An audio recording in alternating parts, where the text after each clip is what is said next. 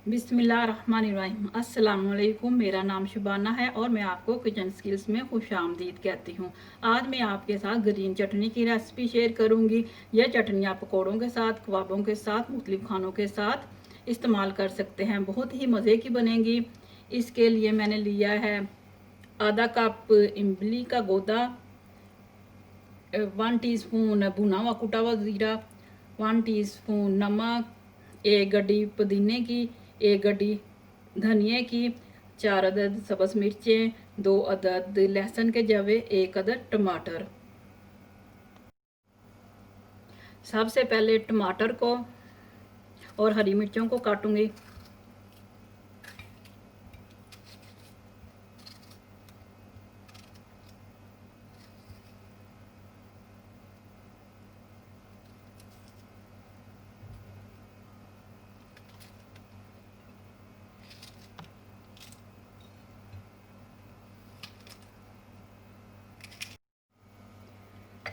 धनिया डाल दिया,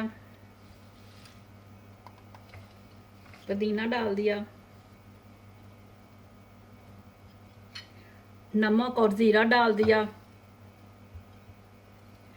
टमाटर, सब्ज़ मिर्चें, लहसुन डाल दिया,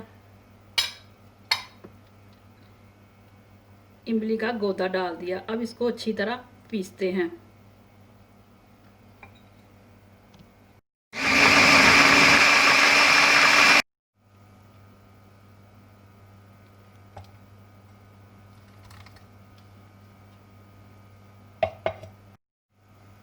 चटनी तैयार हो चुकी है। आप इसको ज़रूर बनाइएगा।